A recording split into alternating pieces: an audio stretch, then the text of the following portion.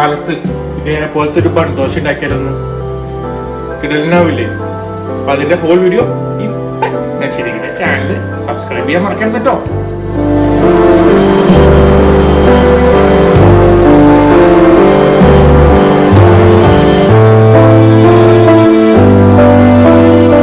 നമുക്കൊരു മിക്സിയുടെ ജാറിലേക്ക് റവ, തൈര്, ആവശ്യത്തിന് വെള്ളം,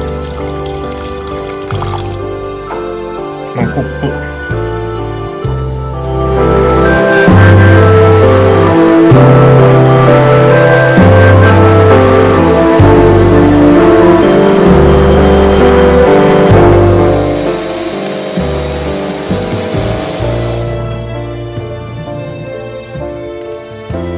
നമുക്കൊരു ബോളിലേക്ക് മാറ്റാം കേട്ടോ.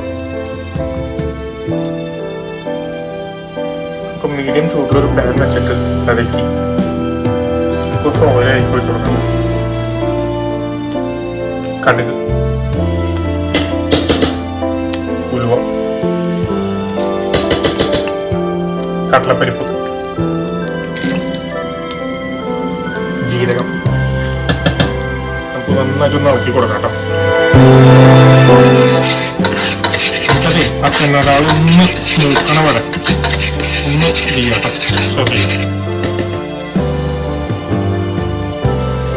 നമുക്ക് സവോള, നമുക്ക് കുറച്ച് പച്ചമുളക്, നമുക്ക് കറിവേപ്പില ചോപ്പ് ചെയ്ത് നമുക്കതിങ്ങനെ ആക്കി അതിനൊന്ന് സവോള ഒന്ന് വാടിയാൻ വേണ്ടിയിട്ടാണ്. 1 മിനിറ്റ് സപ്പോർട്ടിന്റെ ആവശ്യമുള്ളൂ. കുറച്ച് കായം ചേർത്ത് കൊടുക്കാട്ടോ. അതുകൊണ്ട് നടക്കാട്ടോ. തീ ഓഫ് ചെയ്യാട്ടോ. നമുക്ക് ആ മിക്സ് ബാറ്ററിലേക്ക് ചേർക്കാട്ടോ.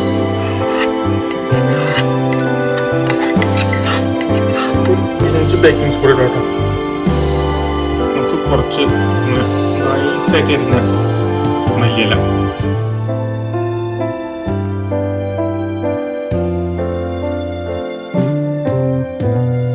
നമുക്കത് നന്നായിട്ടൊന്ന് യോജിപ്പിക്കാട്ടോ.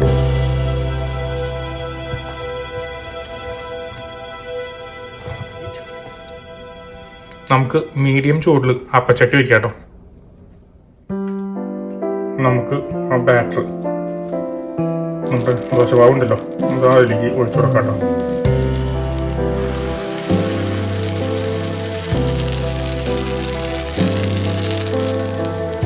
നമുക്ക് സൈഡിലേക്ക് ഇച്ചിരി ഓയിലങ്ങ് തെളിച്ചു കൊടുക്കാട്ടോ.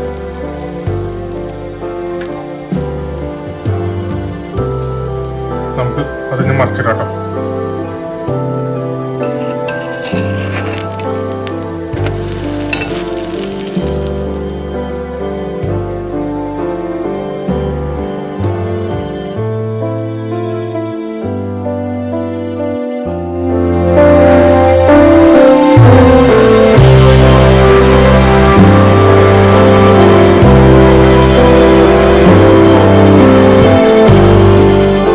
ഇതേപോലെ ഒരു ടവർ ദോശ, അതായത് ബൺദോശ എന്തായാലും റെഡിയായി.